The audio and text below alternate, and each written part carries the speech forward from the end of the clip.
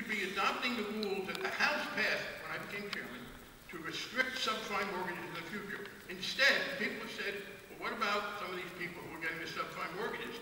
What are they going to do for home ownership?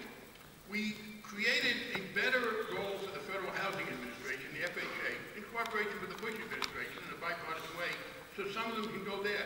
But the other answer, and it's one that I have been saying for some time, is this. We have to be honest. There are people in this society who will not be homeowners, who because of their economic situation, and to some extent, frankly, their social situation, should not be homeowners. And I have been critical for a long time during the period when I was a minority and said, no, we should be pushing for affordable rental housing. You were doing someone no favor to push him or her into a home ownership situation that's not sustainable. That's why it was the Bush administration that talked about home ownership and we were opposing it by talking about rentals. Now, what we should do at this point is to help reduce foreclosures. Foreclosures hurt initially, of course, mostly the person being foreclosed, but they hurt the whole economy. They hurt the whole neighborhood. And we have put a variety of laws in place to try to do that. I do not think taxpayer dollars should go to pay off the lenders who made loans they shouldn't have made. And taxpayer dollars shouldn't go to the borrowers. What we have said in many pieces of legislation is we want to put pressure on those lenders to cut back. And last Friday, I was appalled to read in the New York Times that 2 hedge funds had said that since they own some of these mortgages, they were instructing the people who service the mortgages for them not to participate in the federal program that we passed out of the committee I chaired to encourage the lender to take a reduction and let people go to the FHA instead. So I sent off a letter on Friday, and I've called a hearing for November 12th of the committee to summon these hedge funds before us. The lenders who made these inappropriate loans have got to accept the responsibility and write that down. In addition, we should be doing more to help build affordable rental housing. There was a great mistake that was made, and again, I will quote Mark Zandi's book, The McCain Economic Advisor, that just came out. President Bush readily took up the home ownership baton at the start of his administration. That's where the push came for home ownership. Yes, I was pushing Fannie Mae and Freddie Mac. I was pushing them to do more multifamily housing. I was opposed to, and was on record as opposing, the administration's push to get them into unaffordable home ownership for people who wound up going broke. Thank you. Susan Allen. Mr. Frank, it doesn't surprise me that you say that you believe that not everyone has the right or should have the opportunity to own his or her own home. I noticed that you're very big on denials today, and I don't think you're going to be able to deny this one because you wrote it yourself. It appeared in the 2006 February issue of Business Week, where you state in your own words, and I quote, "Inequality is not a bad thing in a free market economy. Indeed, it's essential if we're to benefit from the incentives and efficiencies that make the market so effective a producer of wealth." Now,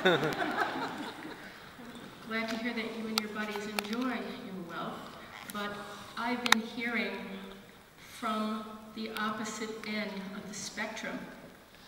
A mother whose house is being foreclosed on told me her husband died. 3 months later, she lost her job. She has children. She said one day she went to look in her cabinet to feed her kids, and there was nothing in there. And she went to try to get food stamps, and the government would not give her food stamps because she still owned her own home.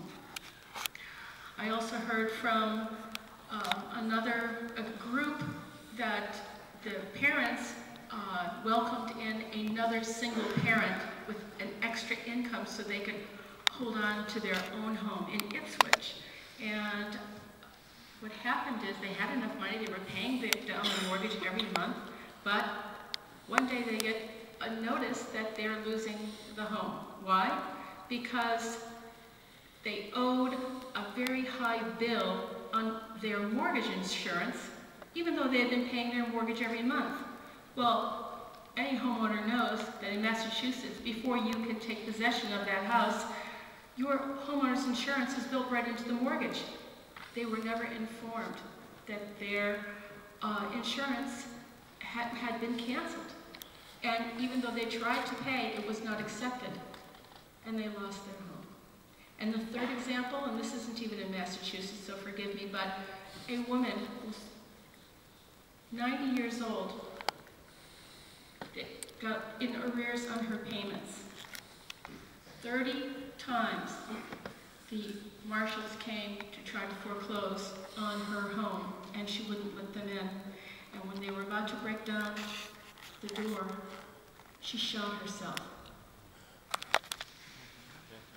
Luckily, her neighbors climbed up and broke into an upstairs window and called the ambulance, and she is still with us, but there are consequences.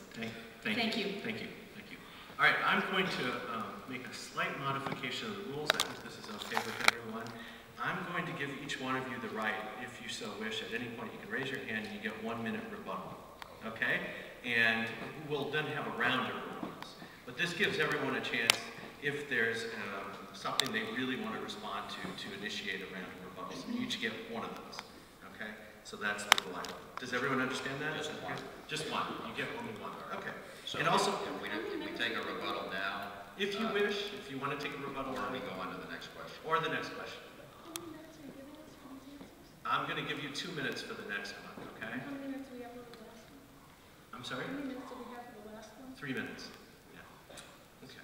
So I'm going to ask you a question about the budget deficit. The budget deficit for this fiscal year is estimated at more than $400 billion, and we have recently reached a federal debt of $10 trillion.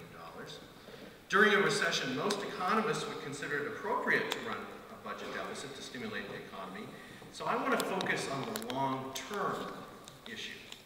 Considering that Medicare and Medicaid, Social Security, defense, and interest on the debt together consume roughly 70% of the budget, how would you address our long-term deficit? What specifically would you cut, and do you favor an increase in taxes?